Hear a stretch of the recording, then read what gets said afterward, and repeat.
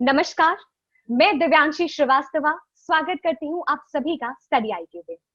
आज हमारे साथ जुड़े हैं इस इंटरव्यू में सौरभ दुबे। इन्होंने यूजीसी नेट जेआरएफ में 70.33% हासिल किया है। सबसे पहले सौरभ, आपको ढेर सारी बधाइयां। Thank you so much Divyanshi, thank you so much. Saurabh, आपसे जानना चाहेंगे आपकी एजुकेशनल बैकग्राउंड के बारे में। ओके, जहाँ तक मेरी एजुकेशनल बैकग्राउंड है, शैक्षणिक जर्नी की बात रही है, मेरी जो स्कूलिंग रही है वो तो मध्य प्रदेश के एक होम टाउन मेरे सीधी से हुई। मतलब उसके बाद 12th के बाद मैंने दिल्ली यूनिवर्सिटी से साइंस स्ट्रीम था मेरा 11th और 12th में, लेकिन इंटरेस्ट मेरा थोड़ा सा ह्यूमैनिटीज की तरफ झुका, इसलिए मैंने ग्रेजुएशन में अपने दिल्ली यूनिवर्सिटी से सत्यवती कॉलेज से इवनिंग से मैंने वहां से पॉलिटिकल साइंस में ऑनर्स किया। And after it, I like for post graduation, I cracked the JNU entrance, और वहाँ पर 2018 में for masters in political science only मैंने JNU में एडमिशन ले लिया। और फिर उसके बाद लाइक मैंने उसी के दौरान तैयारी की यूजीसी नेट जेआरएफ की, और पॉलिटिकल साइंस सब्जेक्ट में इस बार मेरा सिलेक्शन हो गया। सौरभ, आपसे पूछना चाहेंगे क्या ये आपका फर्स्ट अटेम्प्ट था इस एग्जाम को लिखने का? नहीं, मेरा दूसरा अटेम्प्ट था। पहले अटेम्प्ट मेरा नेट क्वालिफाइड हुआ, इस अटेम्प्ट में मेरा जेआरएफ क्वालिफाई हो गया। पिछली बार कुछ अंकों से 6 अंकों से शायद मेरा जेआरएफ छूट गया था। इस बार इसलिए मैंने दोबारा तैयारी की और इस बार जेआरएफ हो गया। आपने इस एग्जाम की तैयारी कब शुरू की? आप जब अपने मास्टर्स में थे या फिर अंडर ग्रेजुएशन में ही आपने सोच लिया था आपको इस एग्जाम को क्लियर करना है? ओके, जहां तक तैयारी की शुरुआत की बात करें तो अंडर ग्रेजुएशन में आप पहले तो पता ही नहीं था कि नेट जेआरएफ जैसी कोई चीज होती है। ये तो बाद में मास्टर्स में आने के बाद जब पीयर ग्रुप ऑफ सीनियर्स को देखा कि वो क्वालिफाई कर रहे हैं और उनसे जाना, तो समझ में आया कि नेट जेआरएफ भी कोई चीज होती है, उसको क्वालिफाई करने के क्या एडवांटेजेस होते हैं। ग्रेजुएशन के टाइम पर मुझे लगता है, इवन जो लोग सुन भी रहे होंगे इस इंटरव्यू को, आप कोई ऐसी यूजीसी नेट जेआरएफ की कोई ऐसे स्पेशल तैयारी नहीं कर सकते, बिकॉज एग्जाम में पूछता क्या है, उस एग्जाम में आपको सब्जेक्ट के बारे में ही पूछता है। तो इट्स वेरी इंपॉर्टेंट कि आप जिस कोर्स में भी हो, political science, philosophy, economics, history, उसको ही अच्छे से तैयार करो। आप अंडर ग्रेजुएशन में केवल केवल उसी को सिंसियरली पढ़ाई करो। आप जितना ज्यादा सिंसियरली उसी को पढ़ोगे, उतनी कम मेहनत आपको नेट जेआरएफ परीक्षा में करनी पड़ेगी।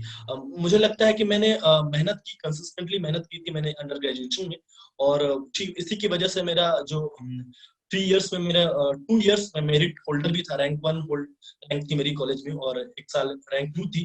तो पॉलिटिकल साइंस मेरा काफी ठीक था, और उसके बाद इसी वजह से मेरा जेएनयू एंट्रेंस भी क्रैक होने में मदद मिली। केवल और केवल इसलिए क्योंकि मैं अंडर ग्रेजुएशन में थोड़ा डिसिप्लिन तरीके से सिंसियरली मैंने तैयारी की थी अपने अंडर ग्रेजुएशन की, और वही मदद मुझे आगे चल के मास्टर्स में हुई। और मास्टर्स में मैंने जाकर इसकी तैयारी करनी शुरू की। तो पहले अटेम्प्ट में मैंने लगभग 20-22 दिन की तैयारी थी, गर्मियों में एग्जाम था। और उसके बाद दूसरे अटेम्प्ट में तो इस बार लॉकडाउन की वजह से, लॉकडाउन के बाद से मैंने तैयारी की, लेकिन जो लॉकडाउन के बाद का समय था वो काफी अनस्टेबल था, काफी अनप्रेसिडेंटेड समय था। तो इस दौरान भी मेरे पास सोर्सेस नहीं थे, क्योंकि कोई रीडिंग बुक, स्टडी मटेरियल मेरे पास नहीं था। जब लॉकडाउन हुआ और हॉस्टल्स बंद हो गए हम लोग के, तो ये उम्मीद नहीं थी कि इतना लंबा सफर हो जाएगा। तो कोई केवल लैपटॉप लेकर आया था मैं अपना, तो जो भी कुछ भी पढ़ाई हुई ऑनलाइन सोर्सेस से हुई, यहाँ से वहां से डाउनलोड करके। तो ये जो लॉकडाउन का सफर था, इसको आप कह सकते हो काट छाट कर लगभग 2 महीने के समय के दौरान मैंने इसमें तैयारी की, और इस तरह से मेरा नेट जेआरएफ की परीक्षा में क्वालिफाई। कंसिस्टेंट मेहनत है इस एग्जाम को क्लियर करने की। जी। इस एग्जाम की अगर बात करें तो 2 पेपर्स होते हैं, पेपर 1 और पेपर 2। तो सबसे पहले आपसे पूछना चाहेंगे पेपर 1 की स्ट्रैटेजी के बारे में। मैं पर्सनली ये मानता हूँ कि जो पेपर 1 है वो जेआरएफ को क्वालिफाई करने के लिए की है, बिकॉज जनरली जो पेपर 2 होता है उसमें एवरेज मार्क्स सबके ऊपर नीचे 4-6 नंबरों के अंतर से उतने ही आते हैं, क्योंकि सबने उसमें ही यूजी और पीजी की होती है। लेकिन जो पेपर 1 होता है, जनरली वो हम तो हमारे कोर्स से, हमारी पढ़ाई से थोड़ा सा डिफरेंट होता है, तो उसके लिए स्पेसिफिक तैयारी की जरूरत है। सबसे पहले तो जरूरी ये है, हालांकि किसी भी पेपर को टैकल करने के लिए कोई आइडियल रूटीन और तरीका नहीं हो सकता, लेकिन फिर भी 2 चीजें तो मैंडेटरी मैं मानता हूँ। पहली चीज तो ये, तो सिलेबस को पहले अच्छे से आप डाउनलोड कर लो और देख लो, और उसका पीडीएफ या हार्ड कॉपी अपने पास रख लो, क्योंकि सिलेबस अपडेट भी हुआ, पुराना सिलेबस अब नहीं रह गया। दूसरी चीज, सिलेबस ओरिएंटेड तैयारी करो। और दूसरी चीज सबसे इंपॉर्टेंट ये कि आप लास्ट ईयर के पेपर्स को उठाओ। ज्यादा नहीं, 5 साल के पेपर, 5 साल के पेपर मतलब 10 पेपर्स, एक 1 ईयर में 2 बार पेपर होते हैं, तो 10 पेपर्स आप उठाओ। और स्पेशली आफ्टर 2018 नहीं 19 के जून से के बाद के जो पेपर्स हैं, सिलेबस अपडेट होने के बाद जो 3 पेपर हुए उनको तो अच्छे से ही देखिए। तो पेपर को एनालाइज करने से आपको ट्रेंड पता चलेगा कि एक्चुअली वो क्वेश्चंस पूछ कहाँ से रहा है, कैसे रहा है, और कई बार क्वेश्चंस तो almost with different numericals repeat भी करता है क्वेश्चन, तो ये जरूरी है। और रही बात सोर्स की, तो मैं केवीएस मदन की बुक मैंने यूज की थी जब मैंने पहले अटेम्प्ट किया था। इस बार तो बुक नहीं थे मेरे पास, तो मैंने ऑनलाइन सोर्सेस किए थे। जैसे ऑनलाइन सोर्स के नाम पे कई सारे सोर्सेस हैं आपके, एग्जाम रेस हो गया, अन अकेडमी हो गया, आपका नाउ क्लासेस हो गया, दुनिया भर के सोर्सेस हो गए। तो रैंडम आप गूगल करिए, इवन कुछ भी आप डालिए, कोई जैसे मान लीजिए कोई टर्म है, सर्च मेथोडोलॉजी, तो रिसर्च मेथोडोलॉजी में टाइप डालिए आपने हिस्टोरिकल रिसर्च, हिस्टोरिकल रिसर्च डाला, वो आ गया गूगल पर, तो उसके अनुसार आपने थोड़ी बहुत उसमें जान लिया क्या क्या मेन चीजें हैं, जरूरत पड़ी तो नोट्स भी बना ली। इस हिसाब से मैंने पेपर 1 की तैयारी की थी, तो इस बार मेरे अच्छे 50 में से 37 क्वेश्चन सही थे। और पेपर 1 पे स्पेसिफिक अगर मैं जाऊं तो मैं इसको 2 पार्ट में डिवाइड करता हूँ। एक तो इसका प्रैक्टिस का पार्ट और एक होता है थ्योरेटिकल पार्ट। प्रैक्टिस पार्ट में आपका comprehension, data interpretation, logical reasoning और रीजनिंग आता है। इसके लिए थोड़ी प्रैक्टिस की जरूरत होती है। आप एग्जाम के 2-3 दिन पहले थोड़ा सा इसमें इंटेंसिव प्रैक्टिस कर लिए तो वो मेरे ख्याल से सफिशिएंट है। और हाँ, अगर आप साइंस या मैथ के बैकग्राउंड के स्टूडेंट नहीं है, तब थोड़ा सा आपको मेहनत करनी पड़ेगी प्रैक्टिस वाले सेशन में, क्योंकि मैथ के क्वेश्चंस आते हैं, डेटा के क्वेश्चंस आते हैं। मोस्ट ऑफ द स्टूडेंट ये क्वेश्चन ही छोड़ देते हैं, आर्ट्स और ह्यूमैनिटीज वाले। मेरे कई सारे फ्रेंड उन्होंने छोड़ ही दिया उसको, तो 5, 7, 8, 10 नंबर के तो आपके सीधे से चले जाते हैं, तो वो नहीं करना है। और दूसरी चीज है, तो हमारा दूसरा सेक्शन है थ्योरी का सेक्शन, जैसा टीचिंग एप्टीट्यूड हो गया, तो टाइप्स ऑफ टीचिंग, और साथ में ये बहुत इंपॉर्टेंट चीज है, गवर्नमेंट की जो इनिशिएटिव्स आए हैं हाल फिलहाल में टीचिंग के फील्ड में, रिसर्च के फील्ड में, उन इनिशिएटिव्स को आप समझिए कि वो क्या है, उनके बेनिफिशियरीज क्या है, एलिजिबिलिटी क्राइटेरिया क्या है। रिसर्च मेथोडोलॉजी को समझने की जरूरत है कि टाइप्स ऑफ रिसर्च क्या होता है, full forms, different types of research. तीसरा है communication, what are the types of communication, what are the barriers of communication. Also, there is a very important part which is ICT, information communication and technology. इसमें जो थोड़ा सा लोगों को थोड़ा मुश्किल भी लग सकता है, बोरिंग भी लग सकता है, लेकिन उसमें बहुत इंपॉर्टेंट है बिट्स को न्यूमेरिकल में कन्वर्ट करना। कुछ डिवाइसेस हैं, असेंबलर, कंपाइलर, इनका क्या यूज होता है, इंस्ट्रूमेंट्स का, ठीक है। तो ये सब चीजें थोड़ा जरूरी रहती है। एनवायरमेंट बहुत इंपॉर्टेंट सेक्शन होता है। डिफरेंट एनवायरमेंटल इंपॉर्टेंट ट्रीटीज कौन कौन सी है, इंडिया में कौन सा बायोस्फीयर रिजर्व कहाँ पर है, पोल्यूशन का सोर्सेस किसे कहते हैं। Okay, last thing is in this paper is educational और गवर्नेंस का सेक्शन होता है, जिसमें कि आपको जितने भी एजुकेशनल अफेयर्स हो रहे हैं कंट्री में, जैसे हाल में ही नेशनल एजुकेशन पॉलिसी आई है, उस पर नजर बनाकर रखिए। NIRF की रैंकिंग हर साल निकलती है। एजुकेशनल कमीशन इतिहास में इतने सारे बने, Radhakrishnan commission, knowledge commission, Kothari आयोग, उन आयोग ने क्या क्या सुझाव दिया, हर बार 2-3 सवाल इनसे जुड़े आते ही हैं। और साथ में तो कुछ जनरल क्वेश्चंस होते हैं जो आपकी जनरल अवेयरनेस को चेक करते हैं। ये एक मेरी ओवरऑल तैयारी थी पेपर 1 की। तो सौरभ, आपने बहुत ही स्ट्रैटेजिकली ये मेंशन किया कि कितना इंपॉर्टेंट है पास्ट ईयर्स के पेपर को एनालाइज करना, उनसे क्वेश्चंस को देखना और फिर एग्जाम की एक क्लियर अंडरस्टैंडिंग रखना। ये रही पेपर 1 की बात। और अगर हम आए पेपर 2 के बारे में अब, तो फिर उसकी क्या डिटेल स्ट्रैटेजी रही आपकी, क्या सोर्सेज आपने यूज किए, क्योंकि ये तो आपका सब्जेक्ट होता है।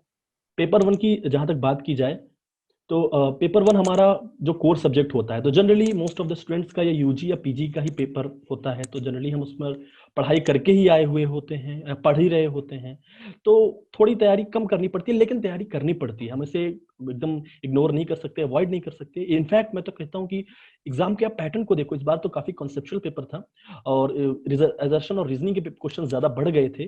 तो इस पेपर में नॉलेज होने के अलावा एग्जाम टाइम पे सिंसियरली आप कितना एग्जाम क्वेश्चन को पढ़ते हो और कितना कॉन्सेप्चुअली आप क्लियर हो, वो बहुत जरूरी चीज होती है।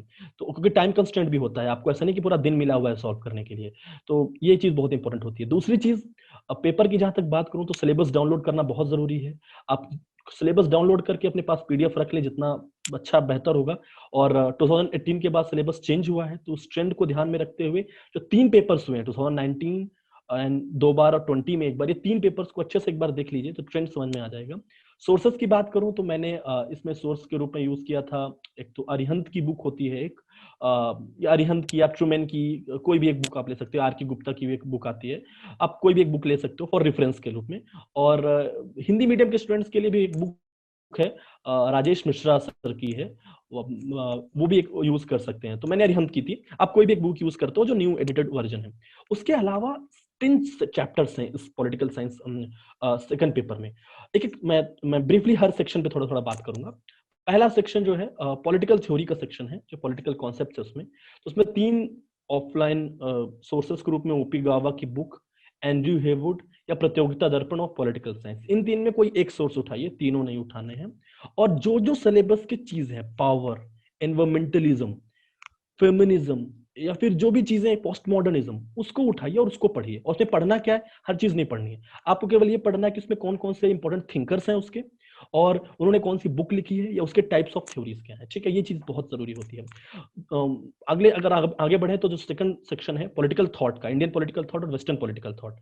तो इंडियन पॉलिटिकल थॉट के लिए मैंने हिमांशु रॉय की बुक एक काफी है, मिलती है, वो लोग लेते हैं। ओपी गावा की बुक होती है, या वेस्टर्न पॉलिटिकल थॉट के लिए राधा स्वामी, कृष्ण स्वामी की एक बुक आती है, वो ले सकते हैं। लेकिन मैंने दोनों में से कोई बुक नहीं ली थी, मैंने ऑनलाइन सोर्सेस पर रिलाय किया था। एक तो मेरे पास कंस्ट्रेंट भी था, मैं घर में था, मेरे पास कोई बुक थी भी नहीं, और उसके अलावा भी मैं उसके लिए यूज नहीं करता। मैं सिंपली मैंने क्या किया, जैसे कोई थिंकर है जॉन रॉल्स, तो जॉन रॉल्स को मैंने नेट पे टाइप किया, विकिपीडिया का उनका पेज आ गया, विकिपीडिया के पेज को मैंने डाउनलोड कर लिया। अब सुनने में तो विकिपीडिया बहुत सब्सटेंटिव नहीं लगता लोगों को, और है भी नहीं रिसर्च के लिए, लेकिन फिर भी उसके वो काम के लायक है। उसमें आप जॉन रॉल्स के इंपॉर्टेंट बुक्स कौन कौन से हैं, उनकी कौन कौन सी इंपॉर्टेंट थ्योरीज हैं, क्रिटिक किसने इंपॉर्टेंटली किया है ना, तो और बुक्स कब आई हैं ये भी बहुत जरूरी है जानना। इसी तरीके से जैसे डॉक्टर बी आर अम्बेडकर हैं, तो बी आर अम्बेडकर को मैंने सर्च किया, विकिपीडिया के पेज डाउनलोड कर लिया, उससे मैंने जान लिया उन्होंने कौन कौन सी बुक लिखी, कौन कौन सा मूवमेंट इनिशिएट किया, कौन कौन से उन्होंने जर्नल्स निकाले, उनका क्या कॉन्ट्रीब्यूशन है, उनको क्या कोई अवार्ड भी मिला है, भारत रत्न मिला है, कब मिला है, 1990 में मिला है। तो इस तरह के क्वेश्चन वो सब आपको विकिपीडिया मिल जाएंगे,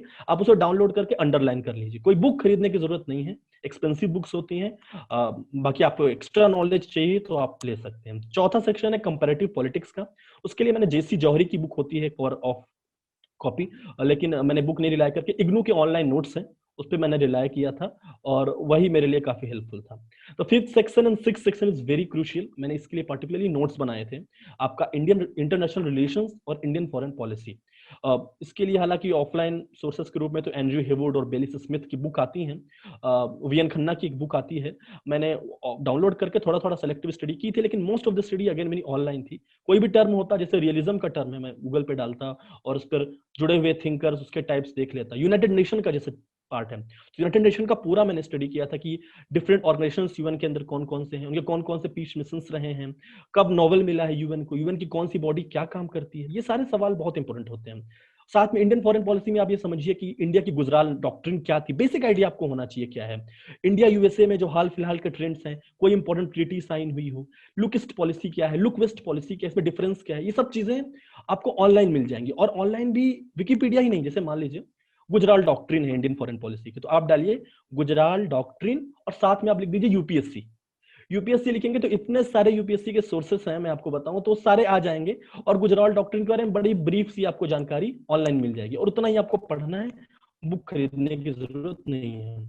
उसके अलावा आप और आगे बढ़े तो एक पॉलिटिकल इंस्टीट्यूशंस का सेक्शन आता है, उसमें एम लक्ष्मीकांत की बुक है, वो मैंने ली थी, वो काफी हेल्पफुल बुक है। वो चीज मेरे ख्याल से एक पॉलिटिकल साइंस के स्टूडेंट के पास होनी भी चाहिए, थोड़ा सा इन्फॉर्मेशन रहती है। तो उसमें भी गवर्नर की अपॉइंटमेंट कौन करता है, राष्ट्र प्रेसिडेंट को अपॉइंट कौन करता है, ये सब कुछ जुड़े हुए सवाल हैं। सीक्वेंस ऑफ प्राइम मिनिस्टर्स, पंचायती राज बहुत इंपॉर्टेंट पार्ट होता है। तो जो मैं पार्ट्स में बोल रहा हूँ ना, ऐसा नहीं है कि ये केवल इन्हीं चीजों को पढ़ना है, मैं कुछ इंपॉर्टेंट चीजें डिस्कस कर रहा हूँ। पढ़ना हर चीज है, सिलेबस को आप रख करके पढ़िए।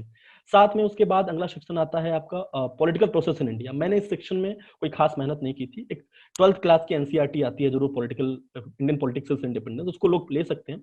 बाकी इंडियन पॉलिटिकल साइंटिस्ट जो रहे हैं, जैसे अतुल कोठारी हो गए, अतुल कोहली हो गए, रजनी कोठारी हो गए, योगेंद्र यादव हो गए, क्रिस्टोफर जेफरलेट हो गए, तो इनकी थ्योरीज कौन कौन सी रही है, कांग्रेस सिस्टम किसने दिया, साइलेंट रिवॉल्यूशन क्या है, ये सब बातें, और सोशल मूवमेंट्स और दलित मूवमेंट्स इंडिया में कौन कौन से रहे, ये सब थोड़ा जानना जरूरी है। 9th section is public administration, जो सबसे ज्यादा बोरिंग लगता है स्टूडेंट्स को पॉलिटिकल साइंस के, किसी को भी। Public administration because they are very static theories हैं, आपको उनको याद करना पड़ेगा, रटना पड़ेगा, लेकिन फिर भी मैंने उसको कोशिश की।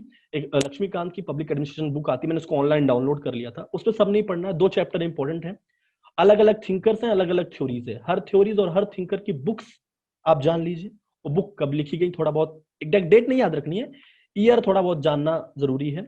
और उनके बेसिक टेनेट्स क्या हैं, जैसे चेस्टर बर्नार्ड है, उनके कम्युनिकेशन के कौन 3 बेसिक टेनेट्स हैं। तो एक जनरल रीड कर लीजिए उसको, थोड़ा सा पबमेड में थोड़ा आपको रिवाइज 3-4 बार करना पड़ेगा, जिससे दिमाग में आपके छप सी जाए। और उसके बाद जो अगर कोई टर्म आपको उस बुक में ना मिले तो आप उसको ऑनलाइन देख सकते हैं, जैसे पीटर ड्रकर की कोई थ्योरी है वो देख सकते हैं, मैस्लो की थ्योरी है वो ऑनलाइन देख सकते हैं। The last section is public policy in India. There is no specific book for this particular section. There are different policies, जैसे food policy, sanitation policy, educational, health, NHRM, MNREGA, इन सब से जुड़ी हुई चीजें आपको सिलेबस में दी हुई है। कंज्यूमर प्रोटेक्शन एक्ट अमेंडमेंट, ये सब चीजें गूगल में डालिए और उसके आगे लिख दीजिए यूपीएससी। इस तरह डालिए आरटीई यूपीएससी, मनरेगा यूपीएससी, तो इंपॉर्टेंट चीजें आ जाएंगी उसमें सारी। उसके अलावा जो इंपॉर्टेंट इंस्टीट्यूशन है हमारे कंट्री में, लोकपाल, ओम्बड्समैन, है ना, ये सब चीजों के बारे में भी आप डाल सकते हो। इस ख्याल से मेरे ख्याल से इस तरह कंप्रिहेंसिव स्ट्रेटेजी बन सकती है और चीजें हो सकती, कई सारी चीजें हम यूजी में भी पढ़े होते हैं, ऐसा नहीं है कि हर चीज एकदम नए तरह से शुरू होगा, लेकिन थोड़ा सा फ्रेशन अप हो जाता है। तो ये इस तरह से मेरी पेपर 2 की ये स्ट्रेटेजी थी। सौरभ, आपने बहुत ही डिटेल्ड और एफिशिएंटली अपनी स्ट्रैटेजी को शेयर किया। मुझे लगता है जितने भी एस्पिरेंट्स ये वीडियो देखेंगे उनको बहुत फायदा होगा आपकी स्ट्रैटेजी से। आपने काफी सारा ऑनलाइन मटेरियल के जिक्र किया। आज इलेक्ट्रॉनिक मीडिया, इंटरनेट के माध्यम से बहुत रिसोर्सेज अवेलेबल है। एस्पिरेंट्स को कई डिलेमा होता है कि कौन से रिसोर्सेज के लिए जाएं और किसके लिए ना जाएं। तो आप इस विषय में क्या कहना चाहते हैं? ओके, ये बहुत अच्छा सवाल है आपका, बिकॉज ये सबसे ज्यादा बड़ी प्रॉब्लम है इंफॉर्मेशन का होना। इंफॉर्मेशन ओवरलोड के दौर में हम लोग जी रहे हैं। आप गूगल में एक चीज डालिए तो सुनने में तो बहुत आसान लगता है कि मिल जाएगी हर चीज, लेकिन उससे जुड़े हुए 10 चीजें आपको मिल जाएंगी।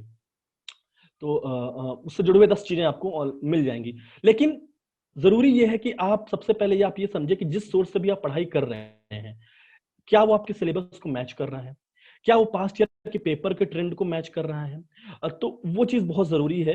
जैसे फॉर एग्जांपल, मैं एक बहुत ही सिंपल से एग्जांपल दूं, तो जब मैं नेट जेआरएफ की तैयारी कर रहा था तो मैंने सजेशन के लिए मैंने खोला था, उसमें स्टडी आईक्यू के ही 1-2 वीडियोस मुझे मिले थे नेट जेआरएफ की तैयारी के लिए। तो पॉलिटिकल साइंस के स्टूडेंट्स ने ही गाइड किया था कि कैसे कैसे उनके क्या सोर्सेस थे, शायद 1-2 साल का वीडियो था। तो ये एक ट्रस्टेड सोर्स हो गया। उसके अलावा कई सारे लोगों ने चैनल बनाए हुए हैं, कई सारे सोर्सेस हैं। आपको बस ये देखना है कि क्या वो आपके सिलेबस से मैचअप कर रहा है, क्या वो पास्ट ईयर ट्रेंड से मैच कर रहा है।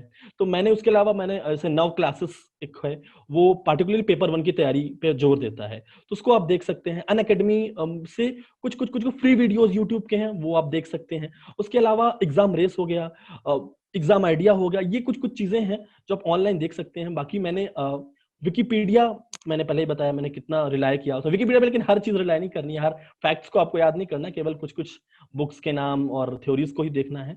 जैसे यूपीएससी के सोर्सेस जो हैं, अलग अलग आईएएस कोचिंग इंस्टीट्यूशंस हैं, सब अपना अपना नोट्स बनाकर रखते हैं, तो वो ऑनलाइन आप यूपीएससी डाल दोगे 3-4 आपको आ जाएंगे। तो ट्रस्टेड सोर्स करना, और प्लीज जितना सोर्स रिड्यूस करके रखेंगे उतना बेहतर होगा। मतलब बुक्स, अब ये नहीं कि हर चीज फ्री अवेलेबल है तो हर चीज से ही हम पढ़ते चले जाएं, सिलेबस बहुत वास्ट है, आप उसी में खो चले जाएंगे। तो ट्रस्टेड और एफिशिएंट और मिनिमल सोर्सेस के साथ ही आप करें तो जितना बेहतर होगा। सौरभ, नोट मेकिंग की बात करें तो नोट मेकिंग कितना इंपॉर्टेंट है एग्जाम के लिए? ओके, नोट मेकिंग की जहां तक बात करें हम, तो मैं तो हमेशा यूजी से ही मैंने एकदम प्रिंसिपल्ड आइडिया रहा है कि note making is very important, because when you write you are actually reading that 3 times. Okay, ये मेरा एक पर्सनल चीज मानना है। मैं यूजी पीजी हमेशा मैंने नोट्स बनाए। नेट जेआरएफ का थोड़ा सिलेबस बहुत ज्यादा वास्ट है, you can't make syllabus of you can't make notes of everything, हर चीज का आप नोट्स नहीं बना सकते। हाँ, लेकिन कुछ चीजों के नोट्स बनाने जरूरी है, जैसे आईआर, इंटरनेशनल रिलेशंस और इंडियन फॉरेन पॉलिसी। इनके लिए मैंने पार्टिकुलरली थोड़ा सा नोट्स बनाए थे, क्योंकि आपको ईयर वगैरह याद करना होता है, यूनेस्को कब बना, एफएओ कब बना, या फिर गुजरात डॉक्ट्रिन आई, या फिर ये भी वो कब आई, या नेपाल इंडिया में जो डिस्प्यूट है वो किन 2 रिवर्स के बीच हो रहा है। तो ये जहाँ फैक्चुअल चीजों की जरूरत है, जहाँ पर ऑब्जेक्टिव चीजों की जरूरत है, वहां पर मैंने नोट्स बनाए। किस ऑथर ने कौन से बुक्स लिखे, वहां पर नोट्स मैंने बनाया। गवर्नमेंट की कोई पॉलिसी है, जैसे कंज्यूमर प्रोटेक्शन एक्ट 2019 का अमेंडमेंट आया, आप यकीन नहीं करोगे, इससे अकेले 3 क्वेश्चन, शायद 2 क्वेश्चन अकेले इस पे आ गए थे। तो अब उस पर मैंने ऐसा भी किया कि नोट्स बनाने का भी तरीका होता है, हर जरूरी नहीं कि आप लिखकर ही नोट्स बनाओ। मैंने क्या किया था कि मैंने कुछ के लिए तो लिख करके बनाए थे आईआर और आईएफपी में, लेकिन कुछ के नोट्स के मैंने क्या किया, मैंने एमएस वर्ड पे एक डॉक्यूमेंट बनाया और उस पर जैसे मान लीजिए कहीं से मुझे आरटी का कोई कंटेंट मिल गया, तो आरटी का जो भी मतलब काम का कंटेंट था वो मैंने कॉपी किया और मैंने वर्ड पे वहां पर रख दिया। And whenever when I need it, amend करना हो उसमें या कुछ भी डिलीट करना हो, मैं करता गया। तो डॉक्यूमेंट मेरा वो 15 से 20 पेज का वो अकेले पब्लिक पॉलिसी का डॉक्यूमेंट बन गया। और फिर मैंने उसको रिवीजन के लिए यूज किया। वो आप एवर नोट मोबाइल पे भी बना सकते हो, मैंने लैपटॉप पे बनाया था। तो आप उसको एडिट भी कर सकते हो, डिलीट भी कर सकते हो, तो वो काम की चीज रहती है। बाकी मोस्ट ऑफ द चीजें मैंने क्या की थी, अंडरलाइन कर ली थी। विकिपीडिया की चीजें जो मैंने डाउनलोड की थी उसको अंडरलाइन कर लिया था और एग्जाम के पहले एक महीने पहले भी से भी रिवीजन करना शुरू कर दिया, फिर एक हफ्ते पहले भी रिवाइज किया। एंड अगेन कुछ चीजें जैसे पबएड की चीज है उसमें फ्रेशन रिवीजन जरूरी है, तो एक दिन पहले भी थोड़ा अच्छे से रिवाइज किया। तो रिवीजन प्लस नोट्स मेकिंग और थोड़ा स्मार्ट स्टडी करके, सिलेक्टिव स्टडी करके चीजें की जा सकती है।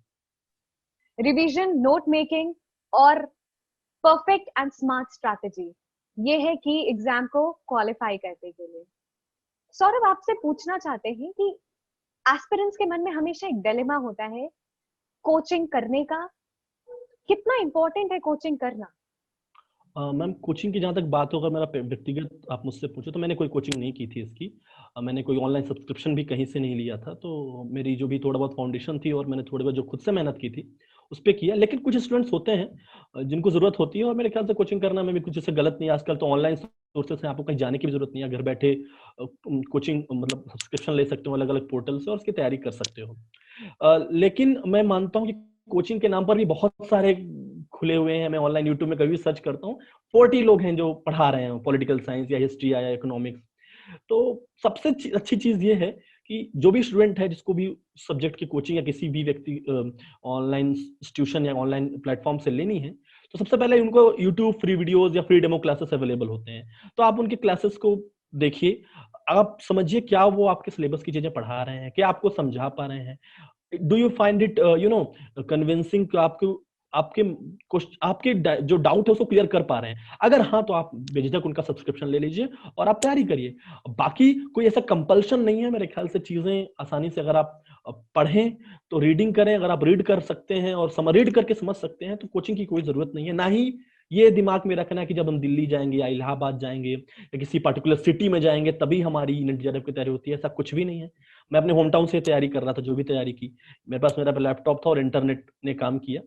तो बस आपको मेहनत करना है कंसिस्टेंटली। बाकी कोचिंग के लिए आप व्यक्तिगत रीजन का इस्तेमाल करिए, उनका डेमो क्लास देखिए, and if they match your the format of your paper and everything, so you can go for it. It's good. इस एग्जाम को लिखने से पहले एक आइडियल प्रिपरेशन टाइम क्या होनी चाहिए सौरभ आपके हिसाब से? ओके ये बहुत ही कॉमन क्वेश्चन है। मोस्ट ऑफ द स्टूडेंट्स ये पूछते हैं कि कितने महीने पढ़ने चाहिए, कितने घंटे में रोज देना चाहिए। मुझे लगता है इसके लिए कोई एक कॉमन यूनिक आंसर नहीं हो सकता और होना भी नहीं चाहिए। हर व्यक्ति की अपनी व्यक्तिगत क्षमता है जिसके अनुसार वो पढ़ सकता है। किसी का यूजी का फाउंडेशन इतना स्ट्रांग है कि उसको खास कोई अलग तैयारी करने की जरूरत नहीं है, बस थोड़ा बहुत पेपर वन की वो तैयारी कर ले तो सफिशियंट है। लेकिन फिर भी मैं मानता हूँ, मेरे से पूछिए, आप एक एवरेज स्टूडेंट से पूछिए तो मेरे ख्याल से इस एग्जाम के लिए 3 से 4 महीने अगर आप थोड़ा बहुत कंसिस्टेंटली मेहनत कर लें तो मेरे ख्याल से 2-3 महीने भी अगर आप कर लें तो ये पेपर इतना मुश्किल नहीं है क्वालिफाई करने के लिए। और मेरा भी कोई ऐसा शेड्यूल नहीं था कि मैं 6 से 8 सुबह उठ करके नाश्ता करूंगा, फिर जैसे लोग अक्सर शेड्यूल बनाते हैं 8 से 10 ये सब्जेक्ट, फिर 10 से 12 ये, फिर आधे घंटे का ब्रेक। ये ऐसा कुछ नहीं था, कोई ऐसा हार्ड एंड फास्ट रूल नहीं था। मैंने बस हाँ ये किया था, मैंने टारगेट सेट किए थे। जैसे पेपर 1 का सेक्शन 1 है, उसके लिए मैंने 2 दिन दिए है। वो मैं 2 दिन में मुझे कंप्लीट करना है। अब वो मैं 1 दिन में 8 घंटे करके कर लूं या 2 दिन में 4 घंटे करके कर लूं, या वो कैसे मैं करता हूँ वो मेरे पर डिपेंड करता है, कि मेरी व्यक्तिगत क्षमता पर। बाकी इस तरीके से मैंने शॉर्ट टारगेट्स बनाए थे पेपर 1 के लिए, पेपर 2 के लिए, अलग अलग थ्योरीज के लिए। फिर नोट मेकिंग के लिए भी मैंने शॉर्ट टारगेट्स बनाए थे। शॉर्ट टारगेट्स को अचीव करता था, कोशिश करता था कि मैं उनको अचीव करूं। और फिर इस तरीके से जब आप जैसे शॉर्ट टारगेट्स अचीव करते हो, अकम्प्लिश करते हो, फिर रिवीजन के ऐसे टारगेट्स बनाना। तो दिन में भी अगर आप 2 से 3 घंटे भी, अगर आप 4 घंटे अगर आप 3-4 महीने 2-3 महीने दे दो तो सफिशियंट है मेरे ख्याल से नेट जेआरएफ की परीक्षा। हाँ ये है कि आपका तैयारी जो है सही दिशा में होनी चाहिए। आप सिलेबस तो बहुत बड़ा है, आप कुछ भी पढ़ रहे हैं तो ऐसे नहीं ना, आपको सिलेबस ओरिएंटेड और लास्ट ईयर का ट्रेंड को देखते हुए आपको तैयारी करने की जरूरत है। बिल्कुल, एग्जाम की तैयारी के लिए एक सही डायरेक्शन सबसे इंपॉर्टेंट है। एक और डिलेमा रहता है स्टूडेंट्स के अंदर कि जो हिंदी मीडियम के स्टूडेंट्स हैं वो डिसएडवांटेज पे रहते हैं कहीं ना कहीं। तो क्या ये मिथ है या ये एक रियलिटी है? ओके जहां तक बात नेट जेआरएफ की परीक्षा के लिए है, तो ये मैं मिथ मानता हूँ। ऐसा कुछ भी नहीं है कि हिंदी मीडियम के स्टूडेंट डिसएडवांटेज पर हैं या उन्हें बहुत ज़्यादा मेहनत करनी पड़ती है। मेरे ख्याल से सफिशिएंट सोर्सेस हैं, जैसे मैंने राजेश मिश्रा सर की बुक का नाम बताया, तो मेरे ख्याल से वो राजेश मिश्रा सर की तो बुक ऐसी है पॉलिटिकल साइंस की कि इवन इंग्लिश मीडियम से अच्छा सोर्स मैं उसको मानता हूँ पॉलिटिकल साइंस का, और उसके लिए सफिशिएंट बुक्स भी लिखी हुई हैं हिंदी मीडियम के लिए। हाँ, ऑनलाइन सोर्स के नाम पर मैं ज़रूर मान सकता हूँ कि थोड़ा सा हिंदी में ऑनलाइन सोर्सेस कम है, लेकिन फिर भी ऐसे कुछ हिंदी मीडियम की यूपीएससी की कोचिंग इंस्टीट्यूशंस हैं जो थोड़े बहुत कंटेंट अवेलेबल कराते हैं ऑनलाइन, तो वहां के जरिए एक स्टूडेंट हिंदी मीडियम के स्टूडेंट ला सकता है, मतलब कैटर कर सकता है। बाकी पेपर जो होता है वो दोनों भाषा में होता है, आप इंग्लिश और हिंदी दोनों लैंग्वेज में क्वेश्चंस होते हैं, और आप अगर कहीं जरूरत पड़ी बीच में तो आप उसको चेंज भी कर सकते हो, आप हिंदी से इंग्लिश भी कर सकते हो, तो कहीं कोई डिसएडवांटेज नहीं है। स्टूडेंट को बस मेहनत करनी है और थोड़ा बहुत स्मार्ट स्टडी करनी है, तो कहीं ऐसा, ये एक मिथ है। बिल्कुल, ये एक मिथ है, और हार्डवर्क और कंसिस्टेंसी के बदौलत आप कोई भी एग्जाम क्लियर कर सकते हैं। सौरभ, आप क्या मैसेज देना चाहते हैं उन एस्पिरेंट्स के लिए जो अंडर ग्रेजुएशन में है, चाहे पोस्ट ग्रेजुएशन में है, और नेट जेआरएफ को टारगेट कर रहे हैं क्लियर करने का? ओके, अगर आपको अंडर ग्रेजुएशन में ही पता चल गया कि नेट जेआरएफ जैसी भी कोई चीज होती है तो बहुत बड़ी बात है, अच्छी बात है। मुझे तो नहीं पता थी। तो अगर आपको पता है और नहीं भी पता है तब भी एक कॉमन मैसेज ही रहेगा, आप केवल एक ही चीज करिए, आप जिस भी सब्जेक्ट के हैं, इकोनॉमिक्स के हैं, सोशियोलॉजी के हैं, जो भी है, आप उसी अंडर ग्रेजुएट को सब्जेक्ट को अच्छे से ईमानदारी के साथ पढ़िए। उसमें आप लोग कहते हैं कि बस एग्जाम के 10 दिन पहले, 15 दिन पहले वाली जो अप्रोच होती है पास होने के लिए, लोग मैक्सिमम लोग करते हैं, उस अप्रोच से बचिए। ठीक है, वो अप्रोच आपको पास करा देगी, लेकिन अगर आप लॉन्ग टर्म उस सब्जेक्ट में अपना कोई फ्यूचर देखते हो तो फिर आपको थोड़ा सा सिंसियर स्टडी करने की जरूरत है। केवल आप वही कोर्स पढ़िए, वही सिलेबस आपका नेट और जेआरएफ के एग्जाम में आएगा। रही बात पेपर 1 के लिए, तो ऐसा कुछ पेपर 1 में नहीं पूछता आउट ऑफ द बॉक्स कि आपको उसके लिए अंडर ग्रेड से तैयारी करने की जरूरत है। फिर एक कॉमन चीज है, उसके लिए आप एक महीने की भी तैयारी करेंगे, 2 महीने की तैयारी करेंगे, तो मास्टर्स में भी कर लेंगे तो वो चीज हो जाएगी। बाकी पे अंडर ग्रेजुएट को अच्छे से एक्सप्लोर करिए, केवल पढ़ाई मत करिए, एक्स्ट्रा करिकुलर एक्टिविटीज में भी इन्वॉल्व होइए। मैं तो डिबेटिंग में था, ड्रामेटिक्स में था, अलग अलग सोसाइटीज में भी था, तो ऐसा भी नहीं केवल आपकी, क्योंकि वो चीज आपको ज्यादा थोड़ा पैशनेट बनाता है किसी भी सब्जेक्ट के प्रति। और जहां तक मेरी बात रही है, तो मैं साइंस छोड़ करके पॉलिटिकल साइंस में आया था, तो मैंने इस सब्जेक्ट को चुना था। ठीक है, तो वो ऑलरेडी मेरे लिए एक पैशन जैसा था। मैंने सब्जेक्ट को कभी सीरियसली नहीं लिया, इंटेंसली नहीं लिया। मैंने इस सब्जेक्ट को चेरिश किया, एंजॉय किया, प्यार करना कि सब्जेक्ट को पढ़ाई के साथ साथ, तो वो चीज मैं एंजॉय करता रहा, तो वो चीज मेरे लिए आसान रही, और इसी वजह से चीज मुझे बर्डन नहीं लगी, और मेरे ख्याल से इस तरीके से आप आसानी से क्लियर कर सकते हैं। बहुत बहुत धन्यवाद सौरभ, स्टडी आईक्यू के साथ जुड़ने के लिए। आपने बहुत ही डिटेल स्ट्रैटेजी सभी व्यूअर्स के साथ शेयर किया। मुझे लगता है जो भी ये वीडियो को देखेगा उन्हें बहुत फायदा मिलेगा आपकी स्ट्रैटेजी, आपकी इफेक्टिव और स्मार्ट स्ट्रैटेजी के बदौलत। आपको ढेर सारी बधाइयां, और आने वाले भविष्य के लिए भी ढेर सारी बधाइयां। धन्यवाद सौरभ, स्टडी आईक्यू के साथ जुड़ने के लिए। Thank you so much. Thank you so much, Divyanshi. Thank you so much, Study IQ, for inviting me and giving this platform so that I could, share my experience with all the aspirants. Thank you so much, and all the best everyone who is watching this interview. Thank you.